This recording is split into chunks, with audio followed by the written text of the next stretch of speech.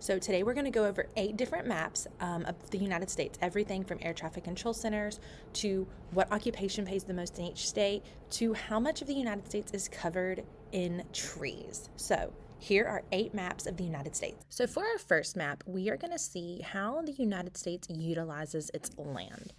So, as you can see in the middle of the United States here, we have cow pastures and range, which also includes like sheep and goats and some horses. This did not surprise me at all. I've been out west when I was younger, and I saw how huge the farms were out there. So, seeing how much of the United States land is utilized by cow pastures and ranges does not surprise me whatsoever. If we go to the Northeast, we have urban housing, urban commercial, and rural housing. I really did think rural housing would be a little bit bigger, but then when you think about how spread out some of these rural houses are, that does make sense. When you go south, you see the 100 largest landowning families here in Florida. That did surprise me. I didn't think there was going to be that much land owned by 100 families. Here in the southeast, you're going to have golf. That did surprise me how big that little golf square is.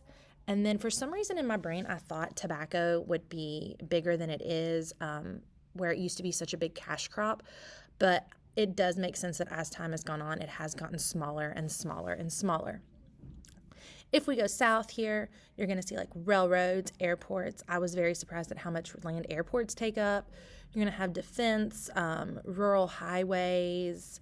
And then when we go up north, to above the cow pastures, we're going to have like national parks, state parks, and federal wilderness. I did think the federal wilderness would be larger just because of how much federal land out west the government owns. If you go here in the middle part, you're going to see the food we eat and livestock feed. I really thought the food we eat would be bigger just because there are so many Americans and we eat so much food. So this did surprise me. One thing that did not surprise me at all was how much, and you can see it here in the West, timberland, whether it's private family, federal, state, corporate, because 1/3 of the United States is covered in trees, this did not surprise me at all. So our second map is air traffic control, and there are 20 different air traffic control areas. As you can see, some of the larger ones are like Salt Lake, Minneapolis, Denver. You've got some smaller ones like New York, Cleveland, Indianapolis. My thought is why these are smaller is just because there's probably more airports closer together, so more things to control. I did see that at any one time, there are 5,400 planes in the air over the United States, and on average, there are 45,000 daily flights with 2.9 million passengers in and out of United States airports every day. So the next map is the best paying occupations in each state.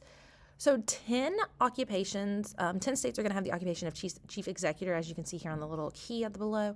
Those are states like Florida, Georgia, South Carolina, Ohio. You're going to have 8 states where family medicine is the highest paying occupation: Arizona, New Mexico, Missouri. You're going to have 2 states where it's lawyers, which are California and Texas. Does not surprise me at all with the number of lawsuits that come out of those states. And when you look at the states, the highest average is going to be 208,000, which is in 8 different states. My state is the second lowest with 199.6 thousand with anesthesiology here in West Virginia. That does not surprise me at all. We are a smaller state, not as big of population center for that higher income. So, what is the highest paying occupation in your state? Leave that below in the comments for me. So the fourth map is how much snow does it take to actually cancel school? As you can see in the South, it's literally any snow. Like they talk about the possibility of snow and the schools cancel. Of course, in the north, high north, and in the Rocky Mountains, you're going to have like 2 feet. Like, can you still get there? All right, you're coming to school. And of course, Middle America is all going to be different, anywhere from 3 inches to 6 inches to a foot. Where I am, it's usually 3 to 6 inches before they close school. We do have a lot of 2-hour delays just so they can get the roads clear. So how much snow does it take to close where you live?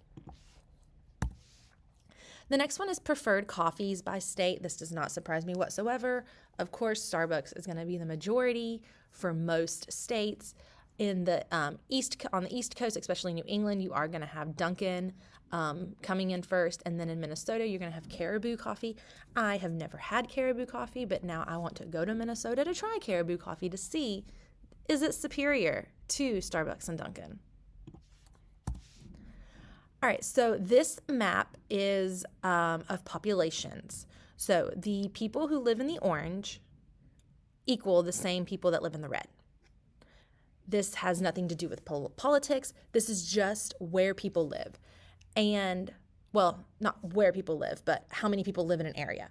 Of course, you have the coast, you have the big cities, Seattle, LA, San Diego, San Francisco. You got New York and Boston, the DC metro area. Those have millions and millions and millions of people. So the orange equals the same number of people that live in this red. I just find that absolutely crazy. So the election of 1984 by county. For me, this is nothing political. This is just showing you how the county maps for this election worked. It goes county by county. Red would go for Ronald Reagan. Blue would go for Walter Mondale. This was, as you can see, a landslide victory. Walter Mondale would only win one state, which was his home state of Minnesota. But you can see there were blue, like throughout the United States in this election. It just was not enough. But it's really interesting to look at election maps. I love looking at election maps, which I will do more of later on, just to see, like, maybe this time this county went red and next time it goes blue, and why, and what was going on in the nation at the time.